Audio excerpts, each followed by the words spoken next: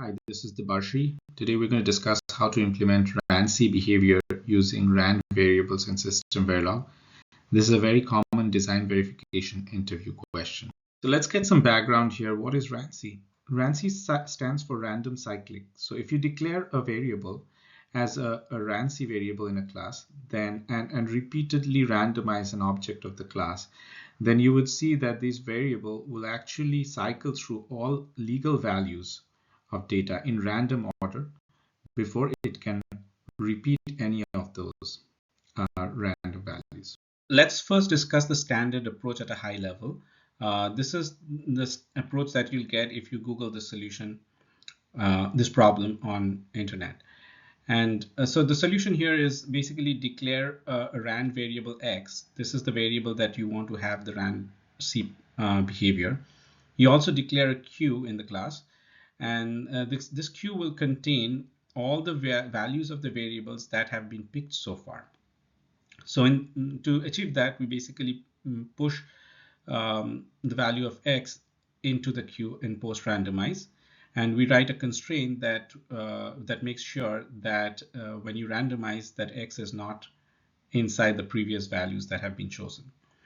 And when in the post randomize, as the queue keeps growing in size, when you hit max elements, then you just basically clear out the queue. So this is a functional solution, but the problem is as queue grows in size, the dot randomize will take longer and longer. And the approach that I'm going to propose in this video is a better solution that does not have this problem where the dot randomize keep growing in time as you keep doing more dot randomize.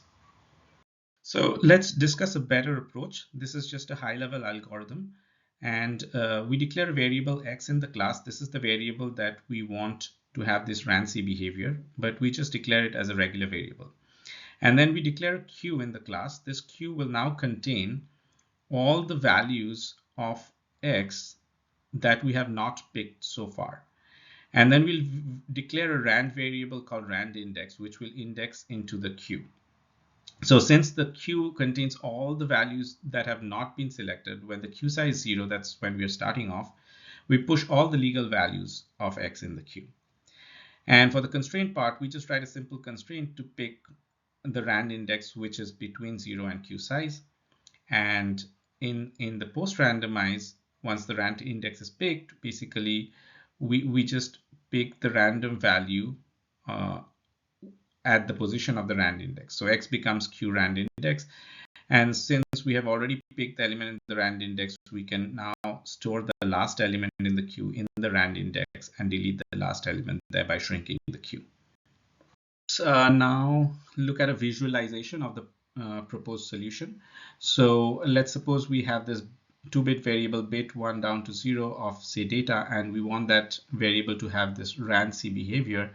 So because it's 2-bit variable, it can have values 0, 0, 0, 1, 1, 0, and 1, 1. So at the beginning, if the q dot size is 0, we push all these legal values into the queue. Then we randomize an index into the queue. Here, the index is between 0 to 3. So we randomize a value between 0 and 3. Let's suppose it gets a 1. So we take the value at index 1, which is 0, 1. This becomes our first randomized value. Since we have already used the value at this index, we can store the last value in this index and basically delete the last element in the queue. And then for the subsequent dot randomize, we just keep repeating the same process where we select the random index, we pick the value at the random index, swap it copy and delete, and you get the picture.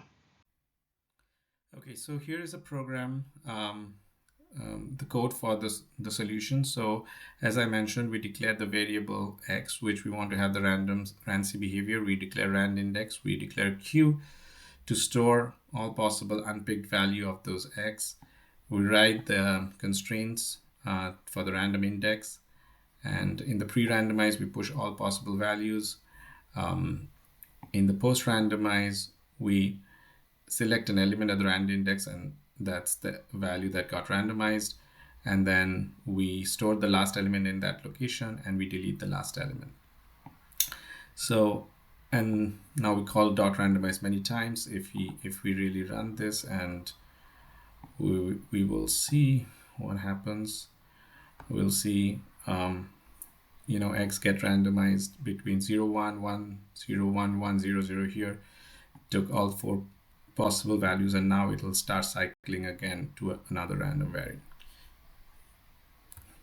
Thank you for watching this video, and like and subscribe if you want to see more videos like this.